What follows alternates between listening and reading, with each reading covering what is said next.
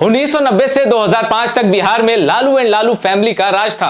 अगर आज वो सत्ता से बाहर हैं तो उसकी सबसे बड़ी वजह यह है कि नीतीश कुमार और बीजेपी वोटर्स के बीच यह समझाने में सफल रहे कि लालू यादव का राज, लालू और उनके परिवार का राज जंगल राज था। यह परसेप्शन वो वोटर को समझाने में सफल रहे।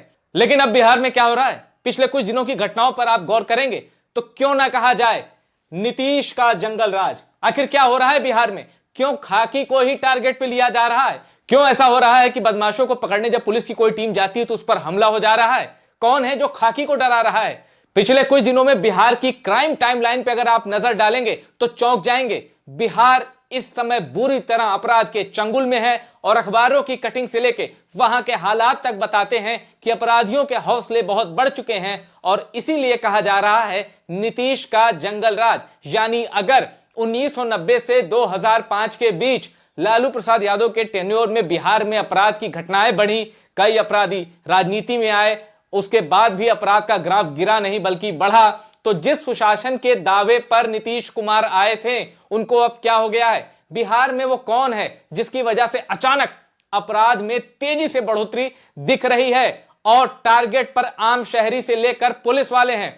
आइए नीतीश के इस जंगल राज की पड़ताल करते हैं। 12 मार्च को अररिया में पुलिस टीम पर हमला, एएसआई की मौत हो जाती है। यानी अपराधियों के हौसले इतने बुलंद हैं कि खाकी पर अटैक करते हैं और उस अटैक में एक जाबाज पुलिसकर्मी अपनी जान गंवा देता है। 14 मार्च, जगह कौन सी है? मुंगेर। विवाद सुलझाने गई पुलिस टीम पर हमला, यहां भी एक एएसआई की मौत हो जाती है। यानी 12 मार्च और 14 मार्च को जो दो अटैक होते हैं पुलिस पर, उसमें दो पुलिसकर्मियों की जान चली जाती है सिर्फ इसलिए क्योंकि वो अपनी ड्यूटी कर रहे थे। उसके बाद देखते हैं बिहार में क्राइम की जो टाइमलाइन है। आगे बढ़ते हैं। 14 मार्च समस्तीपुर में क्या होता है? पुलिस टीम पर ग्रामीणों ने पथराव किया। यानी यहां भी टारगेट पर कौन है? खाकी। नीतीश राज में पुलिस पर हमला, यानी जो खाकी को टारगेट करते हुए जो क्राइम हुए हैं रिसेंट डेज में, वो मैं आपको बता रहा हूं।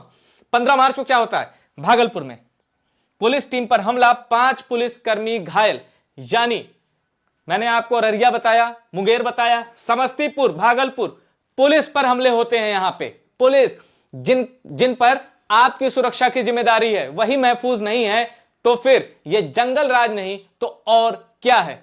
आगे बढ़ते हैं और देखते हैं। 16 मार्च पटना, अब नीतीश राज में पुलिस पर हमला, नशे में धुत लोगों का पुलिस पर अटैक।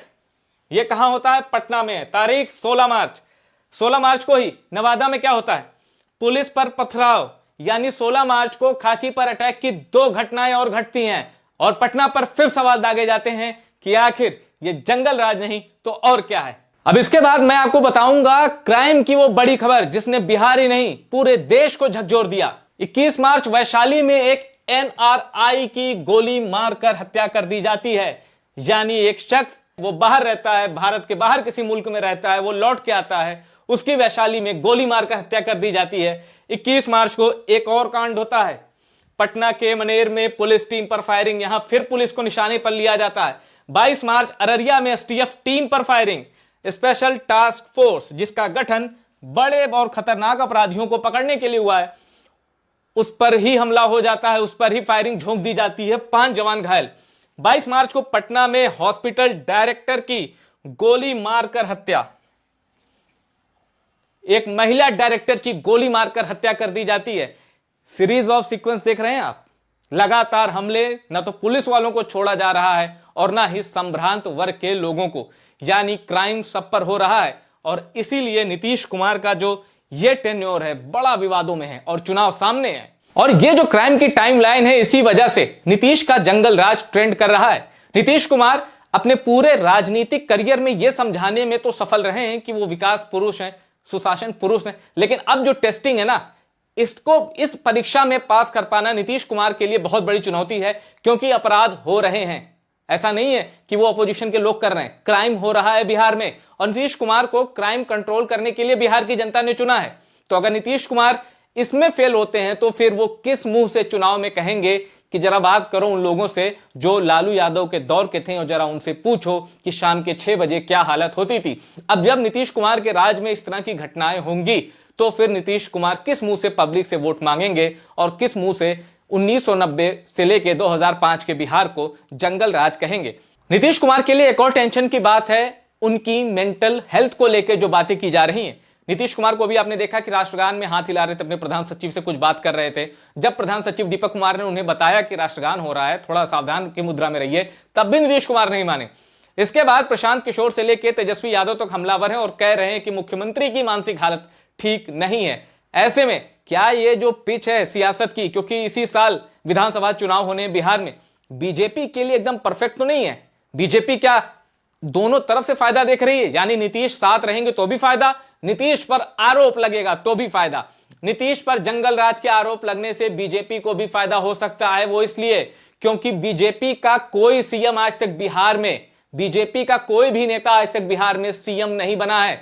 बीजेपी ने सत्ता में भागीदारी तो की है, पर बीजेपी का कोई नेता बिहार में आज तक मुख्यमंत्री नहीं बना है। और बिहार वो इकलौता हिंदी भाषी राज्य है जहां आज तक बीजेपी का कोई भी नेता मुख्यमंत्री नहीं बन पाया है। ऐसे में अगर नीतीश कुमार की मेंटल हेल्थ को लेकर बिहार की पब्लिक में भी एक मैसेज चला गया, जो कि याद कीजिए 2024 के विधानसभा चुनाव में ओडिशा की पब्लिक के मन में चला गया था, जब धाकड़ मुख्यमंत्री और बेहद भारत के सबसे लोकप्रिय मुख्यमंत्रियों में से एक नवीन पटनायक के बारे में वोटर्स के बीच एक परसेप्शन चला गया था कि अब ये फिजिकली फिट नहीं है और शासन कोई और चला रहा है।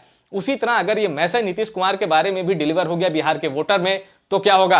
कहीं ऐसा तो नहीं कि नीतीश पर जो आरोप लग रहे हैं उसका खामियाजा बीजेपी को भी भुगतना पड़ सकता है, क्योंकि दोनों पार्टियां गठबंधन करके चुनाव में कूद रही हैं। और या फिर नीतीश पर जो अटैक हो रहा है वो सिर्फ नीतीश ही झेलेंगे, बीजेपी की बल्ले बल्ले हो जाएगी, बीजेपी को फायदा होगा, या फिर आरजेडी और कांग्रेस का अलायंस बाजी मार ले जाएगा। कुल मिलाकर बिहार का चुनाव बहुत दिलचस्प होने जा रहा है और अभी तो यह भी देखना है कि महागठबंधन में कांग्रेस और आरजेडी के बीच क्या होता है, क्योंकि जिस तरह से कन्हैया कुमार को प्रोजेक्ट करके राहुल गांधी ने एकला चलो की नीति को थोड़ा सा एक कदम स्टेप फॉरवर्ड किया, उसकी वजह से आरजेडी थोड़ी सी असहज है, क्योंकि कन्हैया कुमार को लेकर लालू यादव और तेजस्वी यादव दोनों असहज हैं। अब उसके बाद इसमें पप्पू यादव की भी एंट्री होती है। पप्पू यादव को भी कांग्रेस पूरा प्रश्रय दे रही है कि आप आगे बढ़िए, लीड करिए। कन्हैया कुमार और पप्पू यादव के दम पर कांग्रेस बिहार में कुछ बड़ा करने की सोच रही है, और सोच रही है कि गलती से 25-30 सीटें आ गई। गलती से इसलिए क्योंकि कांग्रेस अपने दम पे बिहार में सीटें जीत ले या डबल डिजिट क्रॉस कर जाए तो बड़ी बात होगी अपने दम पे।